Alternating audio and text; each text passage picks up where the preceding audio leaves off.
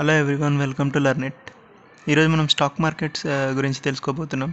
So ఇందులో నేను బిగినర్స్కి కావాల్సిన ఇన్ఫోని కవర్ చేయబోతున్నా. So first of all, what is stock market? Stock market అంటే ఏంటి? స్టాక్ మార్కెట్ అంటే ఇక్కడ మనం షేర్స్ కొనొచ్చు, అమ్మొచ్చు. సో షేర్స్ అంటే ఏంటి? అసలు కంపెనీ షేర్స్ని స్టాక్ మార్కెట్లో ఎందుకు పెడతాయి అనేది మనం ఇప్పుడు చూద్దాం. సో సపోజ్ ఏ అనే పర్సన్ ఏబి అనే కంపెనీని స్టార్ట్ చేసిండు. సో ఈ కంపెనీ చాక్లెట్స్ మ్యానుఫ్యాక్చర్ చేస్తుంది. ఫర్ సపోజ్ ఈ కంపెనీ ఓన్లీ 1000 చాక్లెట్స్ మ్యానుఫ్యాక్చర్ చేస్తుంది. ఈ కంపెనీకి ఒక కస్టమర్ ఉన్నాడు. ఈ కస్టమర్ ఈ కంపెనీ దగ్గరికి వస్తాడు. వచ్చి నాకు 1000 చాక్లెట్స్ కావాలి అంటాడు. తీసుకుంటాడు. తీసుకున్న తర్వాత వెళ్ళిపోయి ఇవి బాగా సేల్ అయిపోతాయి. జనాలకు ఈ చాక్లెట్స్ నచ్చుతాయి. సో మళ్ళీ ఇదే కస్టమర్ ఈ ఏబీ కంపెనీ దగ్గరికి వస్తాడు. ఈ చాక్లెట్స్ చాలా బాగున్నాయి, నాకు 10,000 చాక్లెట్స్ పర్ డే కావాలి. బట్ ఇతని మ్యానుఫ్యాక్చరింగ్ కెపాసిటీ ఎంత? ఇతను ఓన్లీ 1000 చాక్లెట్స్ మ్యానుఫ్యాక్చర్ చేయొచ్చు. బట్ ఇతను అడిగేది క్వాంటిటీ ఎంత? 10,000. So AB company 10,000 chocolates manufacture చేయాలి అంటే ఇతని వర్కర్స్ని పెంచాలి, ఇతను వాడే ఇన్స్ట్రుమెంట్స్ని పెంచాలి, మెషినరీని పెంచాలి. సో దీనికి చాలా కాస్ట్ పడతాయి. సో ఇతనికి ఇన్వెస్ట్మెంట్ కావాలి, మనీ కావాలి. ఈ మనీ కావాలి అంటే చాలా వేస్ ఉన్నాయి. ఫస్ట్ థింగ్, పోయి బ్యాంక్కి వెళ్ళి లోన్ తీసుకోవడం. అండ్ సెకండ్ థింగ్,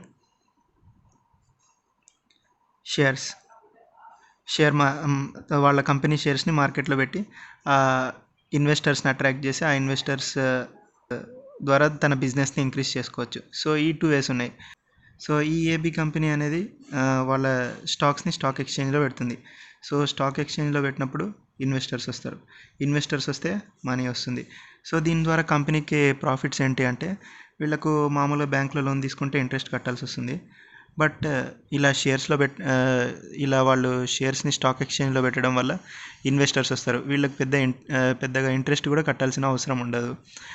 బట్ ఈ ఇన్వెస్టర్స్కి ఏబీ కంపెనీ అనేది డివిడెండ్ ఇస్తుంది. సో మనం స్టాక్స్లో ఇన్వెస్ట్ చేసినప్పుడు మనకు డివిడెండ్ వస్తుంది. అది కూడా లాంగ్ టర్మ్ ఇన్వెస్ట్మెంట్స్కి వస్తుంది. సో ఇది బేసిక్స్, షేర్స్ అంటే ఏంటి అనేది. సో ఈ షేర్స్ అనేవి మనం షేర్స్ కొనడానికి మనకి 2 మార్కెట్స్ ఉన్నాయి, NSE, BSE. So stocks and shares ఈ రెండు సేమ్. సో మనకి స్టాక్స్ కొనడానికి 2 మార్కెట్స్ ఉన్నాయి, ఎన్ఎస్సి, బిఎస్సి. సో ఎన్ఎస్సి అనేది నేషనల్ స్టాక్ ఎక్స్చేంజ్, బిఎస్సి అనేది బాంబే స్టాక్ ఎక్స్చేంజ్. సో ఈ రెండు మార్కెట్స్ లాంటివి. మనం ఇందులో అయినా కొనొచ్చు, అది మన ఇష్టం. సో ఈ మార్కెట్లో రేట్ సేమ్ ఉండకపోవచ్చు. రేట్స్ చాలా డిఫరెంట్ ఉండొచ్చు, ఎందుకంటే ఇవి 2 డిఫరెంట్ మార్కెట్స్ కాబట్టి. సో ఎక్కువ ట్రేడింగ్ అనేది ఎన్ఎస్సిలో జరుగుతుంది, తక్కువ ట్రేడింగ్ అనేది బిఎస్సిలో జరుగుతుంది. సో ఛార్జెస్ వచ్చేసి ఎన్ఎస్సిలో కొంచెం ఎక్కువ ఉంటాయి, బట్ బిఎస్సిలో కొంటే కొంతవరకు ఛార్జెస్ తగ్గుతుంది. పెద్ద డిఫరెన్స్ అంతగేం ఉండదు. బట్ సో ఇది స్టాక్ మార్కెట్ ఒక బేసిక్స్. సో మనం చూద్దాం స్టాక్ మార్కెట్ ఎలా వర్క్ అవుతుంది, ఏమేమి ఉంటాయి అనేది. సో మనం స్టాక్ మార్కెట్లో ఇన్వెస్ట్ చేయాలంటే మనకు కావాల్సిన యాప్స్, ఫస్ట్ చాలా యాప్స్ ఉన్నాయి. బట్ అందులో టాప్ యాప్ ఏది అని అడిగితే జీరోదా అనేది చాలా బెస్ట్ యాప్. ఇది మీరు ఏ వెబ్సైట్కి వెళ్ళినా, ఏ యూట్యూబ్ ఛానల్లో వెళ్ళినా, ఎక్కడ వెళ్ళినా Zerodha is the best app అని చెప్తారు. ఎందుకంటే ఈవెన్ నేను కూడా జీరోదానే యూజ్ చేస్తాను. జీరోదా బెస్ట్ యాప్ అంటే జీరోదా అనేది ఒక డిస్కౌంట్ బ్రోకర్. ఇందులో మనకు ఛార్జెస్ చాలా తక్కువ పడతాయి. మీరు అనుకోవచ్చు ఎక్స్ట్రా ఛార్జెస్, ట్యాక్సెస్ మనకి అంత పెద్ద డిఫరెన్స్ రాదులే అని. But extra taxes and charges చాలా చాలా హై ఉంటాయి. వీటితోటే మనం ప్రాఫిట్ని చాలా పెంచుకోవచ్చు. సో ట్యాక్సెస్ని మినిమైజ్ చేసుకోవాలి అంటే డిస్కౌంట్ బ్రోకర్ తీసుకోవాలి మనం. సో జీరోదా చాలా తక్కువ జీరోదాలో చాలా ఛార్జెస్ చాలా తక్కువ ఉంటాయి. సో జీరోదాలో అకౌంట్ ఓపెన్ చేసుకోవాలి అంటే 300 రూపీస్ ఛార్జ్ పడుతుంది. బట్ జీరోదా కాకుండా వేరే బ్రోకర్స్ కూడా ఉన్నారు. మన ట్రేడింగ్ డిమాట్ అకౌంట్ ఓపెన్ చేయడానికి, జీరోదాలో డిమాట్ అకౌంట్ ఓపెన్ చేయడానికి 300 రూపీస్ పడుతుంది. ఇది చాలా సింపుల్. జస్ట్ జీరోదా వెబ్సైట్కి వెళ్ళి సైన్ అప్ అవ్వండి. సో జీరోదా అనేది డిస్కౌంట్ బ్రోకర్. సో మనం ఎన్ఎస్సిలో, బిఎస్సిలో ఇన్వెస్ట్ చేయాలి అంటే మనకు ఒక స్టాక్ బ్రోకర్ కావాలి. అందులో జీరోదా ఒకటి, ఇంకా చాలా యాప్స్ ఉన్నాయి జీరోదా కాకుండా, బ్రోకర్స్ ఉన్నారు. But Zerodha top best app. అది కాకుండా చాలా బ్రోకర్స్ ఉన్నారు, వాళ్ళు డిమాట్ అకౌంట్ కూడా ఫ్రీగా ఇస్తారు. సో మనం ఎన్ఎస్సి ఆర్ బిఎస్సిలో ట్రేడ్ చేయాలి అంటే మనకు ఒక బ్రోకర్ ఉండాలి. ఆ బ్రోకర్స్ చాలామంది ఉన్నారు. అప్ స్టాక్స్ కూడా ఉంటుంది, ఏంజల్ బ్రోకింగ్ చాలా ఉంటుంది. ఐపీఓ అనే టర్మ్ మీరు తెలుసుకోవాలి. ఫస్ట్ టైం కంపెనీ వాళ్ళ స్టాక్స్ని ఆఫర్ చేస్తే అప్పుడు దాన్ని ఐపీఓ అంటారు, ఇనిషియల్ పబ్లిక్ ఆఫరింగ్. సో మనకు 2 టైప్స్ ఆఫ్ ఇన్వెస్ట్మెంట్స్ ఉంటాయి, ట్రేడింగ్ ఉంటుంది, ఇన్వెస్ట్మెంట్ ఉంటుంది. ట్రేడింగ్, సో ఇది చాలా పాపులర్, దీంతో సగం మంది బతికేస్తుంటారు. సో ట్రేడింగ్ అనేది ఇంట్రాడే ట్రేడింగ్ అని ఉంటుంది. అండ్ ఇన్వెస్ట్మెంట్, సో ఇన్వెస్ట్మెంట్ అనేది మనం ఈరోజు చేసి ఎప్పుడైనా దాన్ని సెల్ చేసేయచ్చు. సో ఇన్వెస్ట్మెంట్ అనేది మనం సిఎన్సిలో తీసుకుంటాం, క్యాష్ అండ్ క్యారీ. ట్రేడింగ్ అనేది ఇంట్రాడే, దాన్ని మనం ఎంఐఎస్లో తీసుకుంటాం. సో దీనివల్ల ప్రాఫిట్ ఏంటి అంటే ఇంట్రాడేలో మనం ట్రేడింగ్ చేయాలి అనుకుంటే, సపోజ్ నా అకౌంట్లో 10,000 రూపీస్ ఉన్నాయనుకోండి, ఇంట్రాడేలో మనకు బ్రోకర్స్ లెవరేజ్ ఇస్తారు. లైక్ 10,000 ఉన్నా మనం కొన్ని బ్రోకర్స్ 10,000 ఉన్నా మనం 50,000 ఆర్ 1 lakh దాకా ట్రేడ్ చేసుకోవచ్చు. ఇది పూర్తిగా బ్రోకర్ మీద డిపెండ్ అయి ఉంటుంది. సో ఇది ఇంట్రాడే, బట్ ఇందులో చాలా పెద్ద డిసడ్వాంటేజ్ కూడా ఉంది. ఫర్ సపోజ్ ఈరోజు నేను స్టాక్స్ కొన్నాను అనుకోండి, ఆ స్టాక్స్ని ఈరోజు అమ్మేయాలి. అంటే 325కి 320 లోపు నేను ఆ స్టాక్స్ని అమ్మేసేయాలి. ఒకవేళ అమ్మకపోతే ఆటోమేటిక్గా స్క్వేర్ ఆఫ్ అయిపోతుంది. మీరు కొన్నదంతా లాస్లో ఉన్న ప్రాఫిట్లో ఉన్న 320కి స్క్వేర్ ఆఫ్ అయిపోతుంది. ఒక్కవేళ మీరు 320 లోపు స్క్వేర్ ఆఫ్ చేయకుండా మీ బ్రోకరేజ్ స్క్వేర్ ఆఫ్ చేసింది అనుకోండి, మీకు స్క్వేర్ ఆఫ్ ఛార్జెస్ కూడా పడతాయి. సో స్క్వేర్ ఆఫ్ దాకా వెళ్ళకండి. స్క్వేర్ ఆఫ్ అవ్వకముందే మీరు స్టాక్స్ అన్నిటిని అమ్మేసేయండి. సో ఇంట్రాడేలో ఎంఐఎస్లో కొంటే 1 డేలో మీరు అమ్మేసేయాలి. సిఎన్సిలో కొంటే మీరు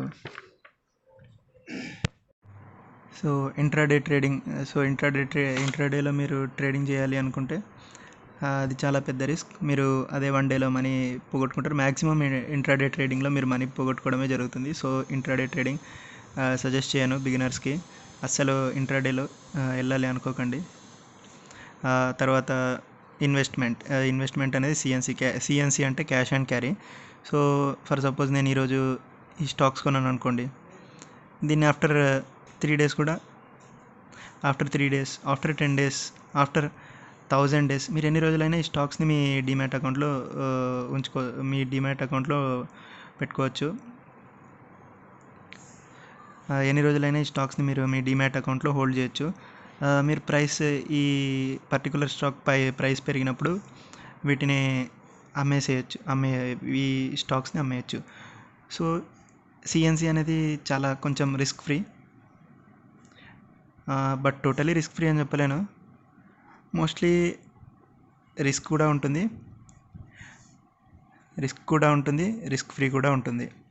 so it depends on your technical analysis.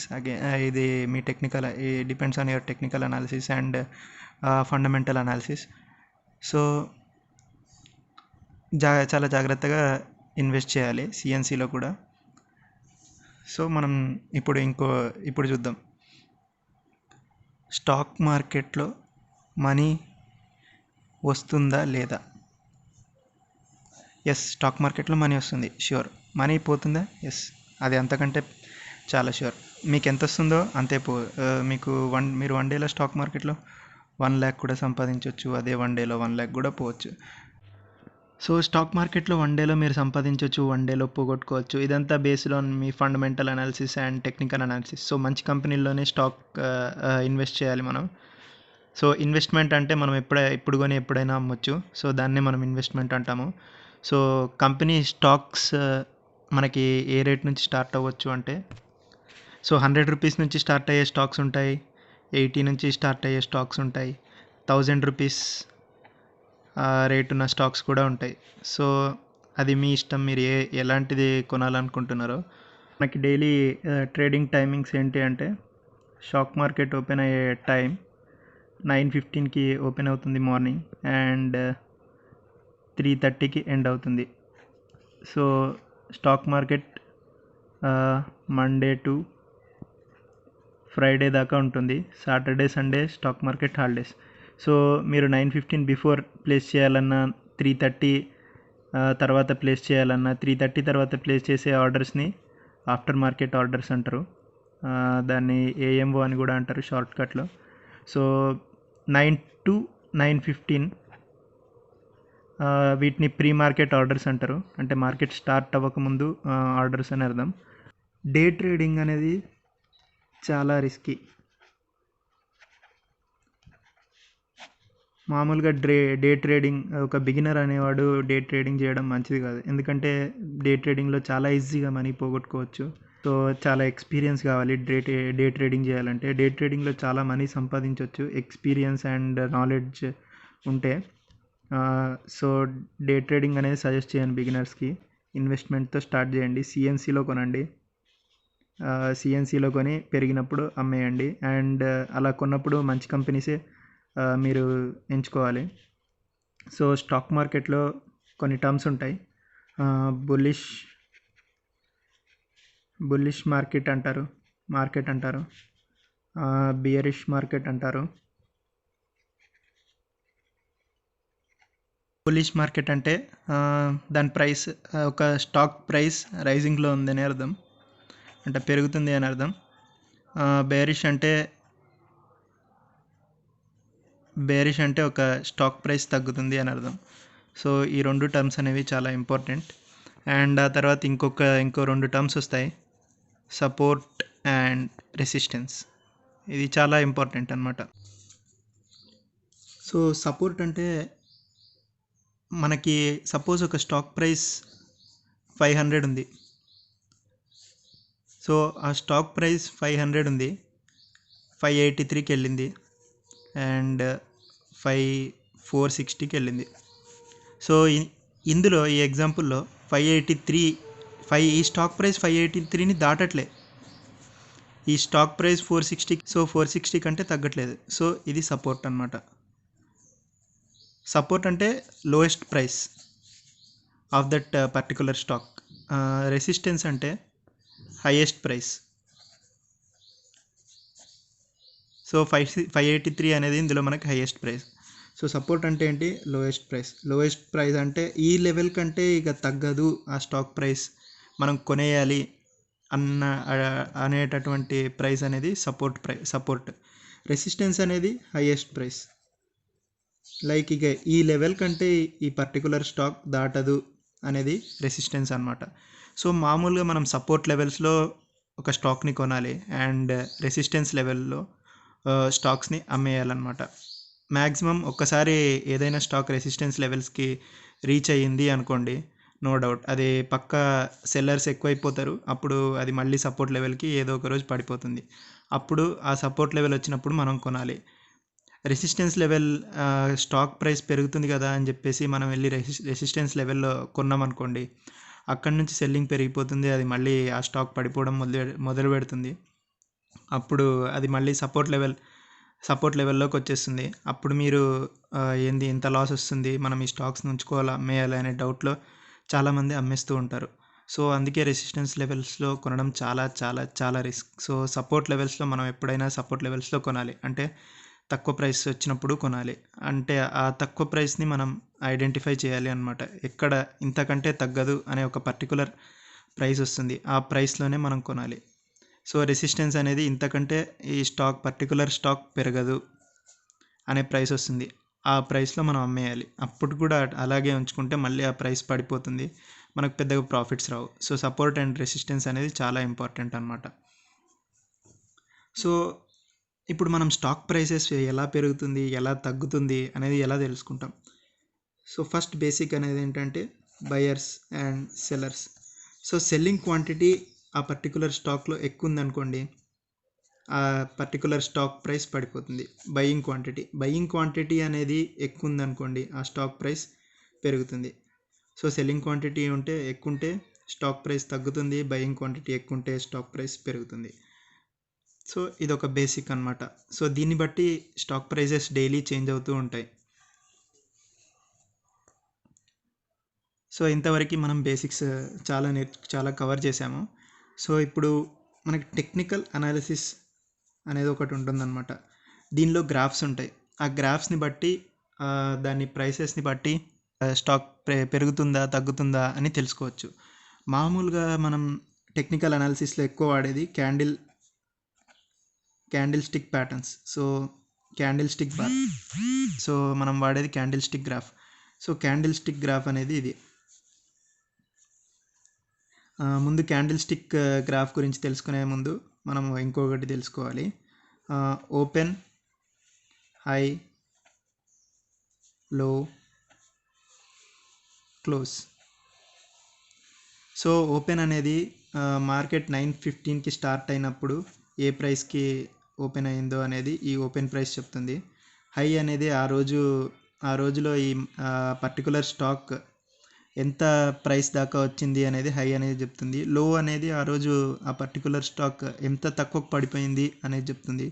Close అనేది మనకు ఇంతకుముందు రోజు ఎంతకు క్లోజ్ అయింది అనేది క్లోజ్ ప్రైస్ అనేది చెప్తుంది. సో ఈ 4 పారామీటర్స్ మనం గుర్తుపెట్టుకోవాలి. సో ఈ 4 పారామీటర్స్ మనం ఈ క్యాండిల్ స్టిక్ గ్రాఫ్లో తెలుసుకోవచ్చు. ఈ క్యాండిల్ స్టిక్ ప్యాటర్న్ గ్రాఫ్లో మనకు 2 టైప్స్ ఆఫ్ క్యాండిల్స్ ఉంటాయి. ఒకటి గ్రీన్ క్యాండిల్ అండ్ ఒకటి రెడ్ క్యాండిల్. సో ఇది రెడ్ క్యాండిల్ అనుకోండి, ఇది గ్రీన్ క్యాండిల్ అనుకోండి. So this is green candle. ఈ రెడ్ క్యాండిల్ అనేది బియరిష్ మార్కెట్ని డినోట్ చేస్తుంది. బియరిష్ అంటే తెలుసు కదా, అంటే ఆ పర్టికులర్ స్టాక్ ప్రైస్ పడిపోతుంది అని అర్థం. సో ఈ గ్రీన్ క్యాండిల్ అనేది బుల్లిష్ మార్కెట్ని డినోట్ చేస్తుంది. సో బుల్లిష్ అంటే ఆ మార్కెట్ ప్రైస్ పెరుగుతుంది అని అర్థం, ఆ పర్టికులర్ స్టాక్ ప్రైస్ పెరుగుతుంది అని అర్థం. సో ఇవి 2 టైప్స్ ఆఫ్ క్యాండిల్స్. సో నేను ఒక రెడ్ క్యాండిల్ని తీసుకుంటున్నా ఇప్పుడు. ఇది రెడ్ క్యాండిల్. సో ఈ రెడ్ క్యాండిల్లో ఇది బాడీ, దీన్ని బాడీ అంటారు, దీన్ని విక్ అని అంటారు. సో ఈ బాడీ విక్ అనేది దేనికి అనేది మనం చూద్దాం ఇప్పుడు. సో ఇది రెడ్ క్యాండిల్ అంటే బియరిష్ క్యాండిల్. సో ఈ బియరిష్ క్యాండిల్లో ఓపెనింగ్ ప్రైస్ అనేది పైన ఉంటుంది, open price, and closing price అనేది కింద ఉంటుంది. ఎందుకు అంటే ఇది బియరిష్ క్యాండిల్. సో ఈ విక్ దేనికి, ఈ విక్ అనేది ఇది పైన ఉంది కాబట్టి హై ప్రైస్ అనేది టోటల్ ఆ డేకంతా ఆ డేలో హైయెస్ట్ ప్రైస్ అనమాట. ఈ పైన విక్లో ఎండింగ్ పాయింట్. ఈ కింద ఉన్న ఎండింగ్ పాయింట్ దేనికి అంటే లోయెస్ట్ ప్రైస్, ఆ డేలో లోయెస్ట్ ప్రైస్. సో ఇది విక్ ఇంపార్టెన్స్ అండ్ ఇది బాడీ ఇంపార్టెన్స్. ఈ బాడీ స్టార్టింగ్ ఏమో ఓపెన్ ప్రైస్, ఈ బాడీ ఎండింగ్ ఏమో క్లోజింగ్ ప్రైస్. ఇది రెడ్ క్యాండిల్కి. ఇప్పుడు మనం గ్రీన్ క్యాండిల్ తీసుకుందాం. సో ఇది గ్రీన్ క్యాండిల్. సో ఇందులో కూడా విక్ ఉంటుంది. విక్ పైన ఉంటే ఏంటి హైయెస్ట్ ప్రైస్, ఈ విక్లో పైన ఉన్నది హైయెస్ట్ ప్రైస్, కింద ఉన్నది లోయెస్ట్ ప్రైస్. ఇది మాత్రం చేంజ్ అవ్వదు. సో ఇప్పుడు ఈ క్యాండిల్లో ఇది క్లోజ్ ప్రైస్ అనమాట. పైన ఉండే పార్ట్ క్లోజ్ ప్రైస్ గ్రీన్ క్యాండిల్లో, కింద ఉండే పార్ట్ ఓపెన్ ప్రైస్. సో ఇది తక్కువ ప్రైస్కి ఓపెన్ అయ్యి ఎక్కువ ప్రైస్కి వెళ్ళి క్లోజ్ అయిపోయింది. సో ఇది మన గ్రీన్ క్యాండిల్ సజెస్ట్ చేస్తుంది. రెడ్ క్యాండిల్లో ఏంటి, ఒక ప్రైస్లో ఓపెన్ అయ్యి ఎక్కువ ప్రైస్లో ఓపెన్ అయ్యి తక్కువ ప్రైస్లో క్లోజ్ అయింది. ఇది రెడ్ క్యాండిల్ సజెస్ట్ చేస్తుంది. ఇది క్యాండిల్ స్టిక్ గ్రాఫ్ గురించి. సో ఇంతటితో మనది అయిపోదు. సో టెక్నికల్ అనాలిసిస్ అనేది ఇది జస్ట్ బేసిక్ అనమాట. ఇది క్యాండిల్ స్టిక్ గ్రాఫ్ అని తెలుసుకోవడానికి తప్పితే మనం ఇంకా అసలు ఏం స్టార్ట్ చేయలేదు. దిస్ అనేది ఒక పాయింట్ మీద బేస్ అయింది, history repeats it self. So అదే సేమ్ గ్రాఫ్ మళ్ళీ నెక్స్ట్ వీక్ రిపీట్ అవ్వచ్చు, మేబీ నెక్స్ట్ డే రిపీట్ అవ్వచ్చు. సో ఏ టైంలో అయినా రిపీట్ అవ్వచ్చు. సో అలా రిపీట్ అవుతూ ఉంటాయి కొన్ని ప్యాటర్న్స్. సో అలా రిపీట్ అవుతూ ఉంటాయి కొన్ని ప్యాటర్న్స్. దాన్ని బట్టి మనం గెస్ చేయొచ్చు అనమాట ఆ ప్రైస్ ఇంక్రీజ్ అవుతుందా డిక్రీజ్ అవుతుందా అనేది. జస్ట్ ఇది ఒకదాన్ని బేస్ చేసుకొని మనం అంత పర్ఫెక్ట్ ప్రిడిక్షన్ కూడా చేయలేం. సో ఇది just one of the points అనుకోవచ్చు. సో టెక్నికల్ అనాలిసిస్లో మనకి చాలా ఉంటాయి అన్నమాట. ఇండికేటర్స్ అంటారు వాటిని. చాలా ఇండికేటర్స్ ఉంటాయి. చాలా ఇండికేటర్స్లో పాపులర్ ఏవి అంటే మూవింగ్ యావరేజ్ ఇండికేటర్, ఆ తర్వాత ఫిబొనాక్సీ మూవింగ్ యావరేజ్ ఇండికేటర్ అని ఉంటుంది. ఆ తర్వాత ఫిబొనాక్సీ ఇండికేటర్ అనే ఫిబొనాక్సీ అనేది కూడా ఒకటి ఉంటుంది. ఫిబొనాక్సీ అనేది ఏంటి అంటే మీకు తెలిసి పేరు వినే ఉంటారు, ఫిబొనాక్సీ సిరీస్ అనేది. సో ఇది డైరెక్ట్ గ్రాఫ్ లాగా ఉంటుంది మనకు.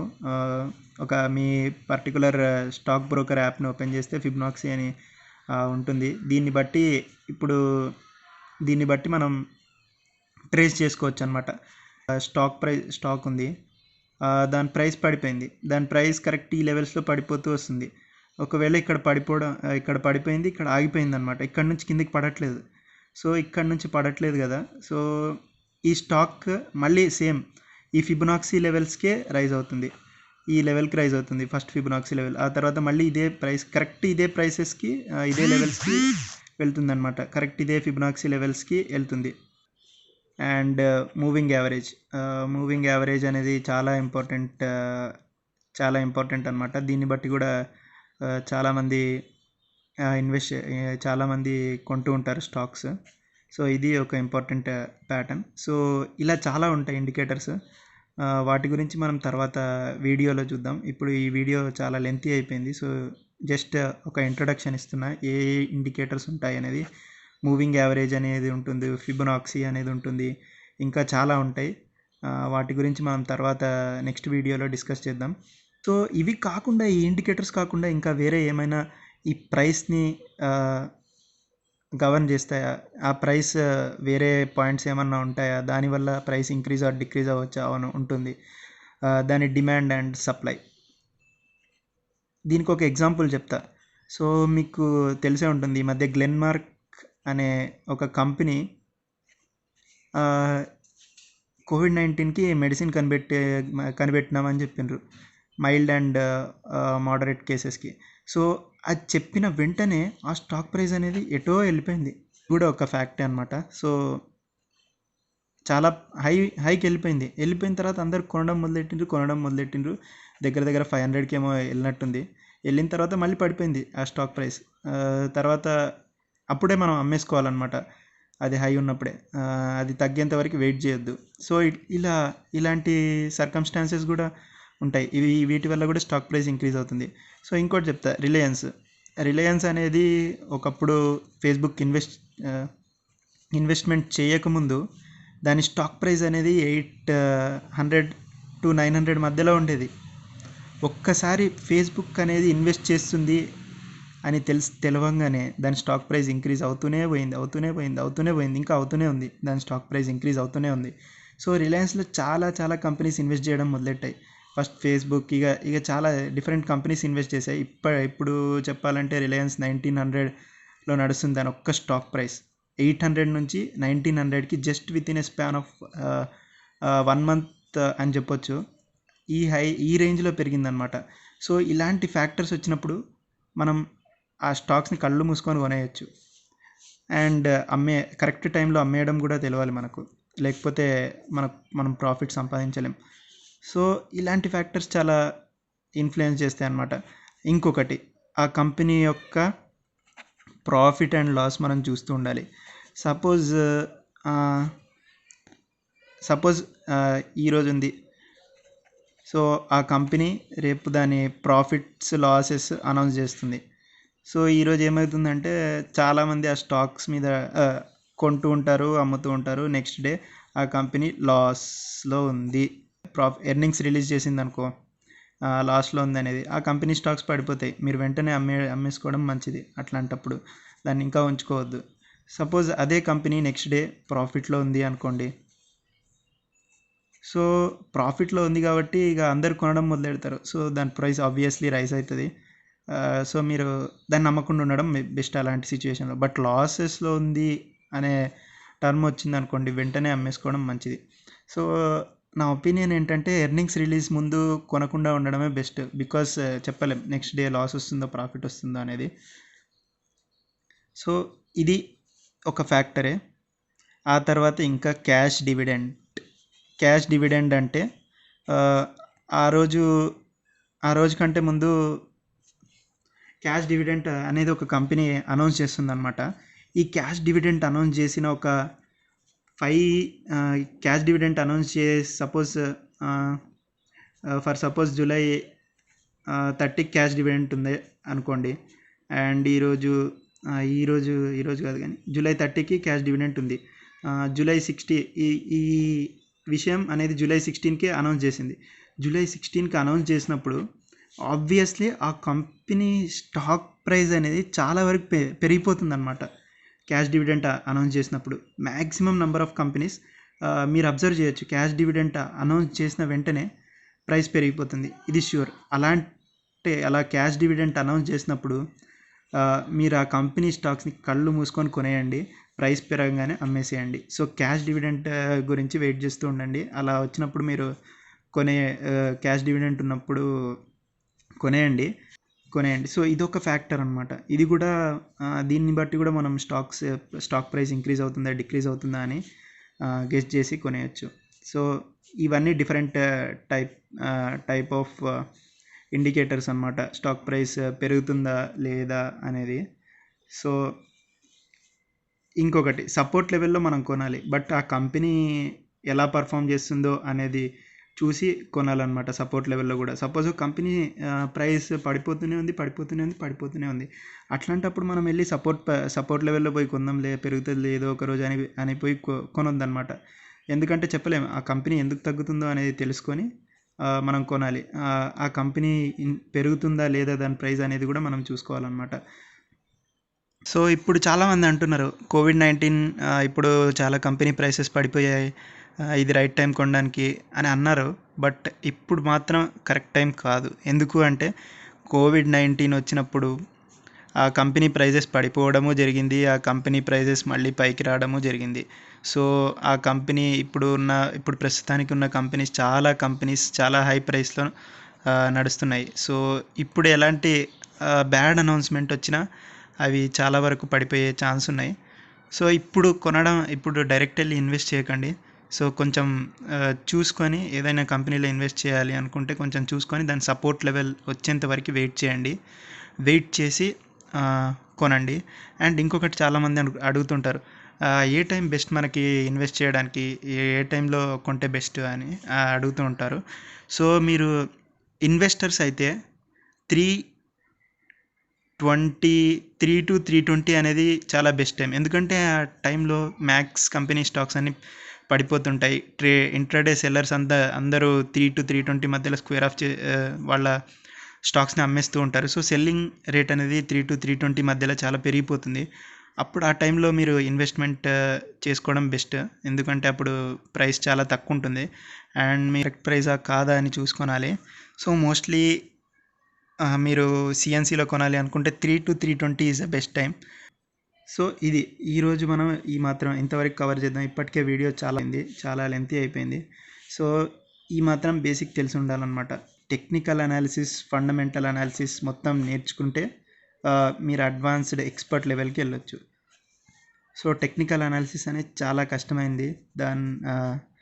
చాలా మరీ అంత కష్టమైంది కాదు కానీ కొంచెం నేర్చుకుంటే వచ్చేదే. So technical analysis, fundamental analysis మనకి స్టాక్స్ కొనడంలో చాలా హెల్ప్ చేస్తుంది. సో ఇందులో చాలా ఇండికేటర్స్ ఉంటాయి. ఆ ఇండికేటర్స్ గురించి నెక్స్ట్ వీడియోలో మనం డిస్కస్ చేద్దాం. సో ఇంతవరకు ఈ వీడియోని ఆపేస్తున్నా. Thank you for watching the video. Subscribe to our YouTube channel.